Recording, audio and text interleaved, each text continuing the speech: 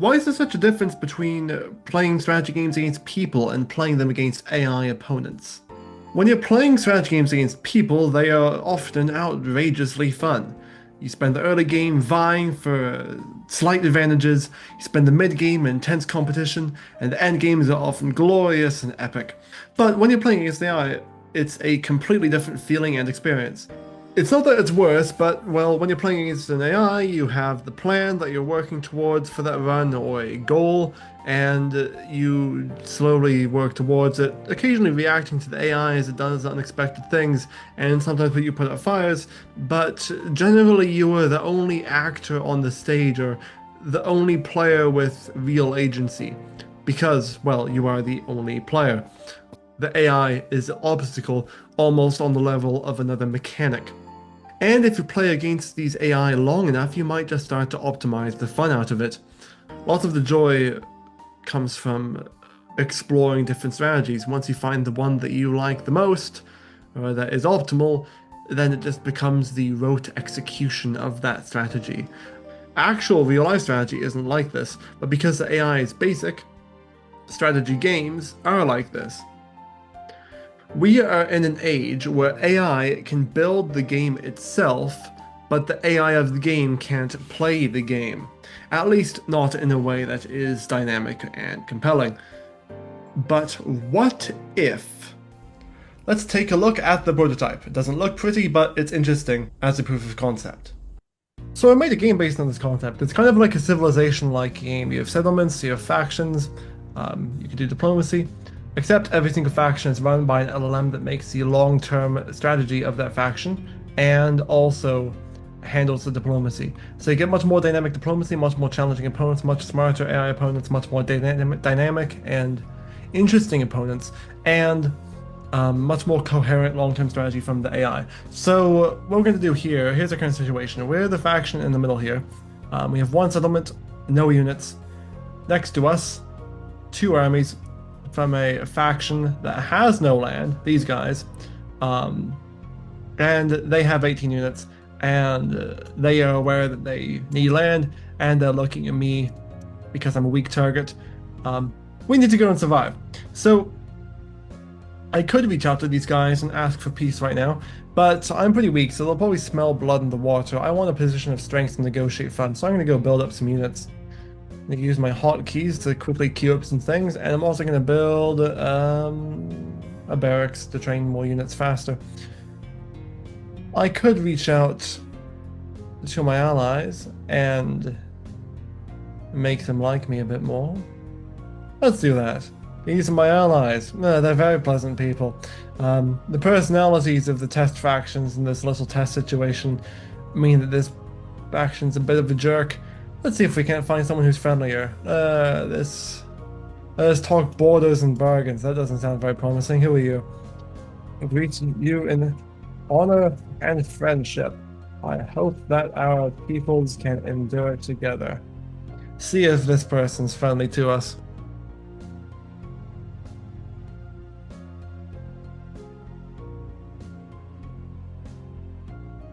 That is promising. Let us then get a friendship treaty with them, which will give us each some money this turn. This will give us vision and money from each other each turn.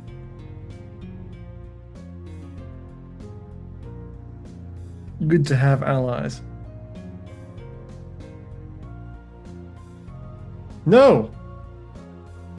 Dang it! Rude! Friend zoned even in the strategy games I make. Ugh. Actually, not friend zoned. They rejected the friendship. That's even worse. Who are you? This faction's these people over here with the two settlements. I know that they're rude. Who is you? They have a way with words, don't they? That person's practically a troglodyte. Ah, whatever. So my goal here is to avoid getting killed by this faction. I don't know if I can build up enough of an army to fend them off, so I'm going to make a new settlement. I'm going to give it to them in exchange for peace. We'll see how that works. Hey, there we go. I accept. We need all the friends I accept the need all the. I was about to say I need all the friends I can get, but not a good idea to advertise weakness. If the Qatari demands something of me, that's not going to be very good for me. Because I want to avoid speaking with them as much as possible. Ha! Hail. Friend. Hail, potential friend. I cannot give you my only settlement. However, would it be good enough if I built a new settlement and let you have that one? Any land could ensure your survival.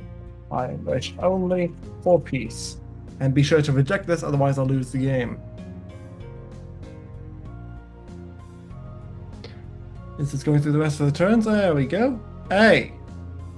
So here we see a case of why this is a prototype.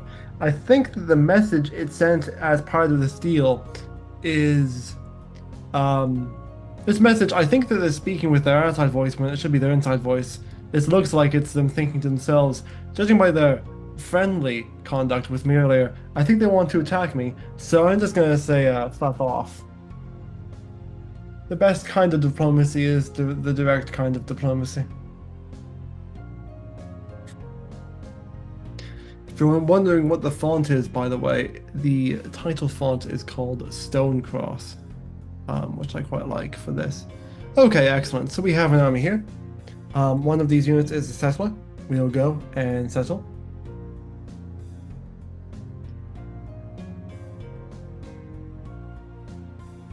Now we have a settlement. Let us go and see if the Qatari will be our friends. This is high stakes. You know what? If it's high stakes, let's negotiate with them first. He said, I now have extra lands to give you. Will you accept peace for a settlement? Then must we battle to mutual destruction?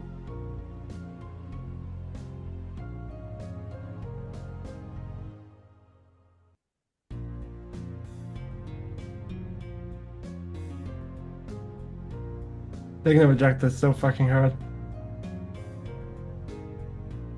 Oh, there we go. Peace in our time. Am I not a master diplomat? Am I not a master diplomat? They now own this. There's still our army on it, but they now own it, and we have peace. So our imminent destruction has been averted. This land is not that valuable, and it's not enough to support the upkeep of these units. So not all of them are going to survive for that long. I have an economic advantage when I want to. We can just march in and fucking take their land. So there we go. We have successfully negotiated. Whew, I can't believe that I actually accepted that. So yeah, that's an example of what a strategy game with LLM diplomacy looks like. Quite enjoyable, unpredictable, still very much a prototype. This is not the first thing in this vein that I will be making, because it's very complex and therefore very difficult to balance and polish. But there are simpler strategy games that can be made more fun with LLMs, and I'm doing such things. But yeah, I hope you enjoyed this showcase of an interesting application of LLM technology, and also a showcase of something I've been working on for a bit. I have here another video that kind of talks about why we might want to apply genAI to the specific matter of strategy game AI, and talks about a major problem facing strategy games as a whole since their inception. So I hope you enjoy that. Otherwise, I've shown off the thing. So that's all for today, and I'll see you next time.